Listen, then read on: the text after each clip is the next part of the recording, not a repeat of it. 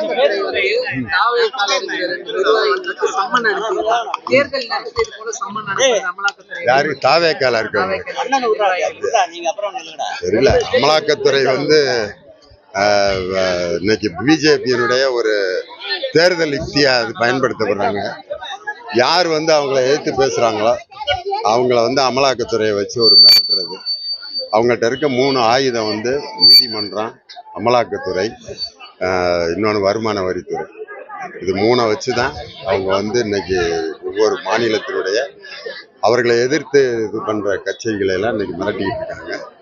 அது எந்த காலத்திலையும் எடுபடாது. ஏற்கனவே இது போன்ற சிபிஐ விசாரணைகள், இது போன்ற பொய் வழக்குகளை எல்லாம் ஜோடிச்சு, உதாரணத்துக்கு பார்த்தீங்கன்னா நம்ம 2G வழக்கு வந்து நம்ம ராசா மேல ஏதோ 1,76,000 கோடின்ற அந்த ஒரு எண்ணிக்கையே மூல தப்பு. ஆனா அந்த வழக்கே வந்து இன்னைக்கு 0 ஆகி அவர் வந்து குற்றமற்றவர், அந்த வழக்கே தள்ளுபடி ஆயிடுச்சு. அது மாதிரிதான் இன்னைக்கு வந்து பாஜக எடுத்திருக்கக்கூடிய ஆயுதங்கள்லாம் தவிடுபடி ஆயிரும். அது வந்து வேற.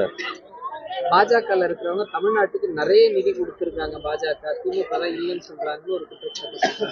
அது வந்து அவங்க சொல்றது எல்லாருமே வந்து இதுவரைக்கும் அந்த நம்ம ஜிஎஸ்டியில கொடுத்த மொத்த தொகையை மொத்த எல்லா டிபார்ட்மெண்ட்டுக்கும் சேர்ந்து கொடுத்ததை நாங்க 16 லட்சம் கோடி கொடுத்துருக்கோம் அப்படின்னு சொல்லி ஒரு பெரிய தொகையை சொல்லிட்டு இருக்காங்க.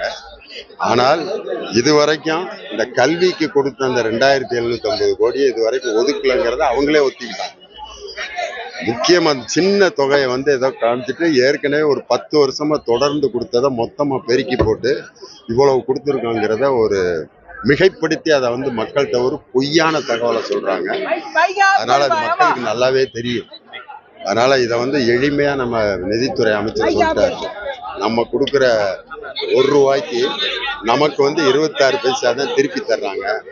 ஆனா பீகாருக்கு 7 ரூபா கொடுத்துட்டு இருக்காங்க, உத்தரப்பிரதேசத்துக்கு 5 ரூபா கொடுத்துட்டு இருக்காங்கிறத இவ்வளவு எளிமையா பொருளாதாரத்தை வேற யாரும் சொல்ல முடியாது. இதையெல்லாம் மறைக்கிறதுக்காகத்தான் நாங்க 16 லட்சம் கொடுத்துட்டோம், 26 லட்சம் கொடுத்துட்டோம்ட்டு ஒரு பொய்யான தகவலை பாஜக பரப்பிட்டோம்.